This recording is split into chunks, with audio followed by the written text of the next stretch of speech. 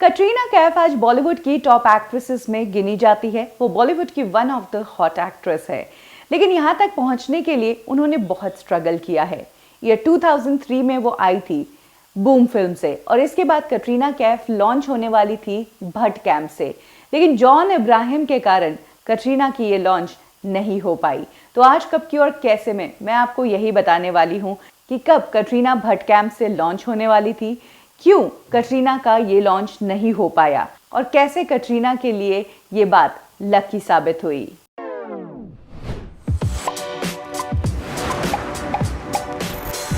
Katrina Kaif industry में 2003 से है और तभी से वो इंडस्ट्री में स्ट्रगल कर रही थी। इसी दौरान जब वो बूम फिल्म में नजर आई थी, ये फिल्म बॉक्स ऑफिस पर फ्लॉप साबित हुई थी और कटरीना भी अननोटिस चली गई थी। तब वो अलग अलग जगह ऑडिशंस दे रही थी। इसी दौरान उनकी मुलाकात हुई महेश भट्ट से, जो अक्सर नए चेहरों को चांस दे देते हैं। इनफैक्ट महेश भट्ट ऑलरेडी उस टाइम एक अपकमिंग मॉडल को हीरो बनाने की तैयारी कर रहे थे। ये मॉडल थे जॉन इब्राहिम को लेकर उस टाइम महेश भट्ट जिस्म फिल्म शूट कर रहे थे और इसी दौरान उन्होंने जॉन को अपनी अगली फिल्म साया के लिए भी साइन कर लिया था। इसी फिल्म के लिए कटरीना ने भी ऑडिशन दिया था और कटरीना कैफ साया फिल्म का ये ऑडिशन क्लियर भी कर चुकी थी। कटरीना कैफ बहुत खुश थी क्योंकि इंडस्ट्री में वो भट्ट कैंप से लॉन्च होने जा रही थी और कटरीना कैफ ने साया फिल्म के लिए तैयारी करना शुरू कर दिया था। इनफैक्ट इस फिल्म के लिए कटरीना कैफ 2 दिन की शूटिंग भी कर चुकी थी, लेकिन जैसे ही तीसरा दिन हुआ, उस दिन जब कटरीना कैफ सेट पर पहुंची तो उन्हें कहा गया कि वो अब इस फिल्म का हिस्सा नहीं है। कटरीना कैफ ने जब इस बात का कारण पूछा तो उनसे कहा गया कि ये प्रोड्यूसर की मर्जी है। कटरीना इंडस्ट्री में नई थी, वो इस इंडस्ट्री के तौर तरीके नहीं जानती थी, ज़्यादा बहस भी नहीं कर सकती थी क्योंकि उन्हें इसी इंडस्ट्री में रहना था, अपना करियर बनाना था।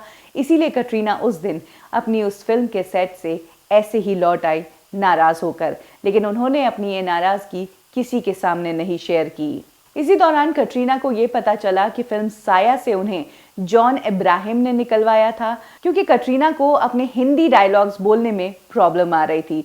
ऑब्वियस सी बात है कि कटरीना कैफ की हिंदी इतनी क्लियर नहीं थी और ये फिल्म एक हिंदी फिल्म थी। ऐसे में जब कटरीना अपने डायलॉग्स ठीक से नहीं बोल पा रही थी, तब जॉन ने ही महेश भट्ट को इंसिस्ट किया था कि उन्हें कटरीना को इस फिल्म से हटा देना चाहिए और किसी ऐसी एक्ट्रेस को लेना चाहिए जो हिंदी प्रॉपर बोल पाए। ऑब्वियस सी बात है कि जॉन को भट्ट कैंप ही लॉन्च कर रहा था और जॉन एक सुपर सक्सेसफुल मॉडल भी थे। ऐसे में उनकी बात मानी गई और इस फिल्म से कटरीना को हटाकर तारा शर्मा को लिया गया और इस तरह से कटरीना का बॉलीवुड में डेब्यू होते होते अटक गया।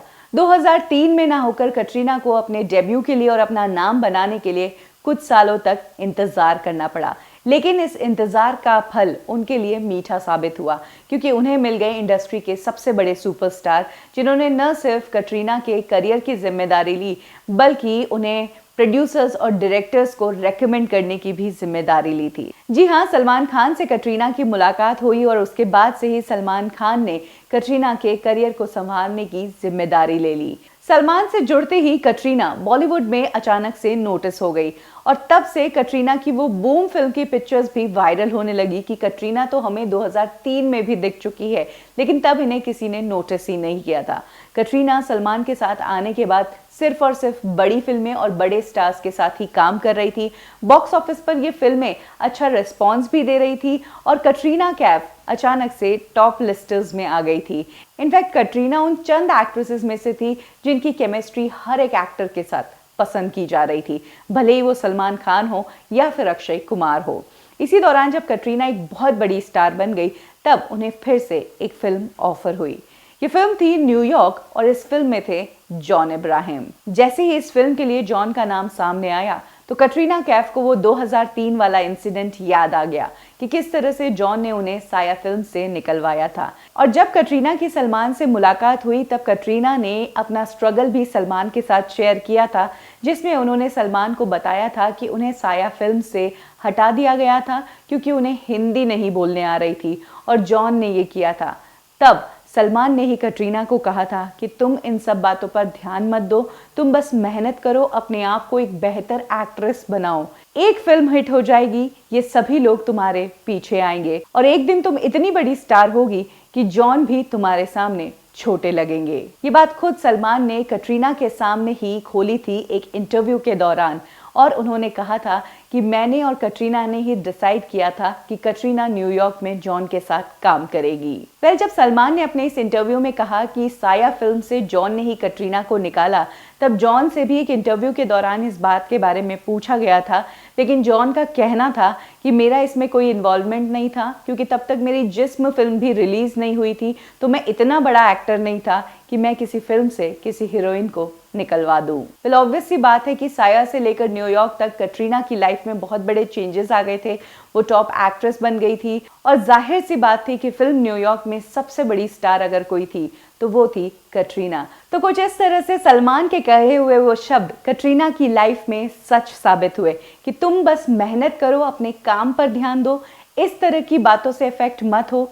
एक दिन तुम इतनी बड़ी स्टार होगी कि जॉन के लिए तुम्हारे साथ काम करना बड़ी बात होगी। कब, क्यों और कैसे में अभी के लिए बस इतना ही। फिर मिलेंगे बॉलीवुड की एक और स्टोरी के साथ। लाइक करें हमारा फेसबुक पेज बॉलीवुड ठिकाना, फॉलो करें हमें इंस्टा पे और सब्सक्राइब करें हमारा यूट्यूब चैनल बॉलीवुड ठिकाना।